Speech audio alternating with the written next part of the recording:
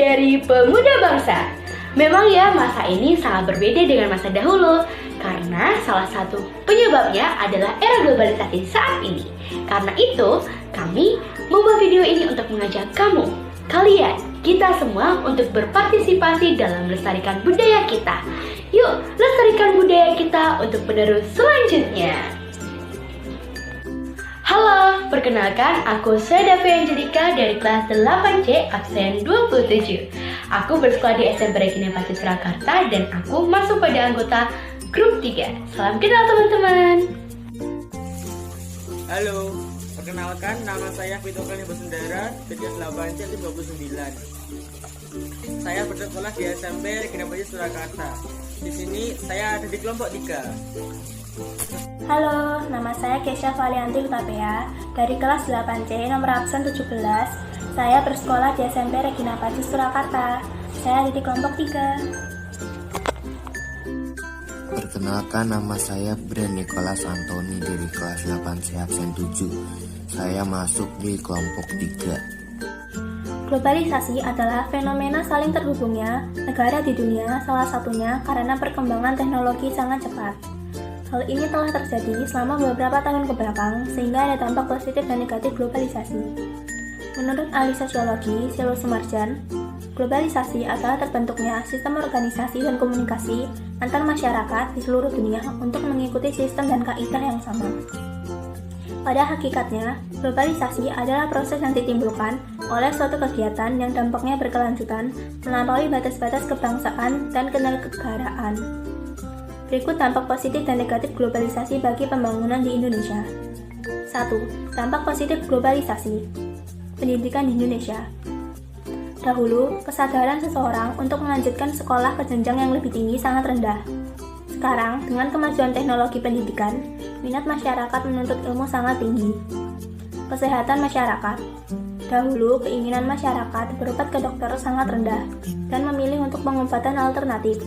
Sekarang, dengan peningkatan teknologi, ada kesadaran untuk meningkatkan kesehatan. Kesejahteraan keluarga. Dampak positif globalisasi, dahulu keluarga cenderung menyukai keluarga besar dengan memiliki banyak anak. Di era globalisasi, terjadi pergeseran untuk memiliki keluarga kecil agar lebih sejahtera. Kehidupan politik. Penyelenggaraan politik jauh lebih demokratis dan terbuka dengan melaksanakan pemilihan umum atau pemilu. Kegiatan ekonomi. Adanya kemudahan dalam melaksanakan ekspor ke pasar global. Dengan begitu, devisa negara akan semakin meningkat. Kehidupan sosial dan budaya. Semakin bertambahnya wawasan terhadap seni dan budaya asing, sebab ada pertukaran seni dan budaya. 2. Dampak negatif globalisasi. Keagamaan. Globalisasi mengusung gaya kapitalisme dan liberalis sehingga berpikiran bebas. Hal ini tidak sesuai dengan sendi agama mayoritas di Indonesia sehingga bisa mengacaukan. Kehidupan politik. Muncul sikap politik yang jauh dari kepribadian Indonesia, seperti aksi demonstrasi yang diikuti perilaku anarkis sehingga menimbulkan kerusuhan.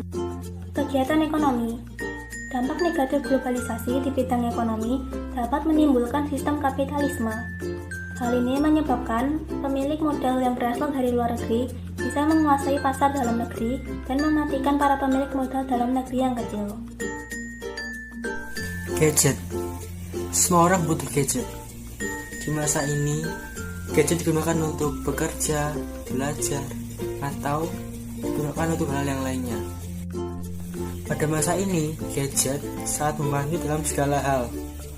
Gadget juga bisa digunakan secara tidak baik. Contohnya, orang-orang membuli lewat gadget, orang-orang menipu lewat gadget.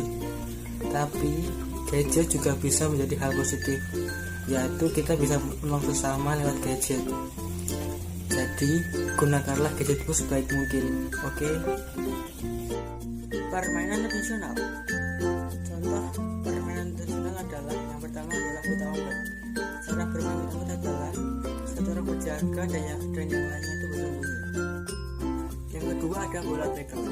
Cara bermain bola bekel adalah Anda harus melambungkan bola, lalu Anda harus menaburkan biji, lalu Anda harus mengambil biji itu sebelum bola jatuh.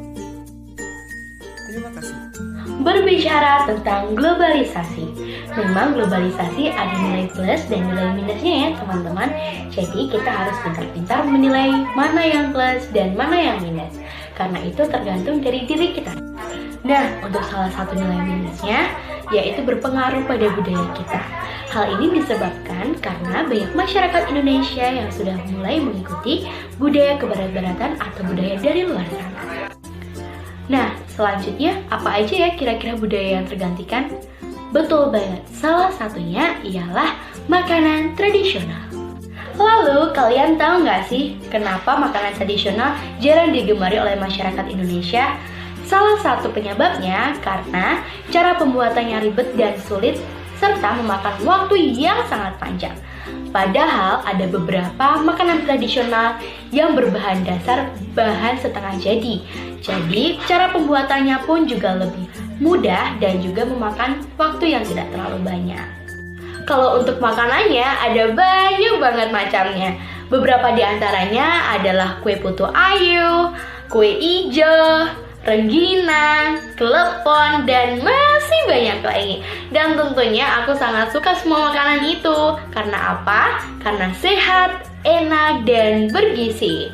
Lalu apa sih perbedaannya makanan tradisional zaman sekarang dan zaman dahulu? Kalau zaman sekarang tentunya sudah ada banyak perkembangannya ya, seperti rasa, topping, dan juga bisa isi dari makanan tersebut. Dahulu mungkin klepon hanya diisi gula jawa saja. Sekarang bisa diisi dengan keju, coklat, selai, dan masih banyak lagi yang tentunya akan menambah daya tarik jual dan juga daya tarik beli pada konsumen dan juga produsen. Wow, bagaimana banyak banget bukan makanan tradisional yang terbuat dari bahan setengah jadi yang tentunya lebih praktis saat pembuatannya. Kalian tertarik nggak untuk mencobanya? Pasti tertarik dong, karena itu terus berkarya dan terus memajukan bangsa untuk Indonesia yang lebih maju. Salam budaya dari pemuda bangsa. Poster adalah plakat yang dicetak di atas kertas dan biasanya berisi tentang pengumuman atau iklan. Zaman dahulu poster dicetak di atas kayu dan di tembok Yunani dan Italia. Seiring berkembangnya zaman, poster diciptakan berwarna, yaitu poster seni. Poster seni awalnya berkembang di Prancis, sampai akhirnya poster seni tersebar luas di Amerika dan Eropa. Saat Perang Dunia Pertama, poster juga terpengaruhi dengan poster-poster perang zaman dahulu. Di Cina, poster dibuat untuk keperluan bioskop, seperti poster film dan poster makanan bioskop dan lain-lainnya seperti promosi. Sampai sekarang ini poster dibuat semenarik mungkin dan berwarna. Kesimpulannya adalah dampak globalisasi terhadap budaya Indonesia ada dampak positif dan negatifnya. Dampak positifnya adalah menuntun masyarakat untuk berpikiran modern. Menuntun masyarakat untuk memahami keberagaman Indonesia.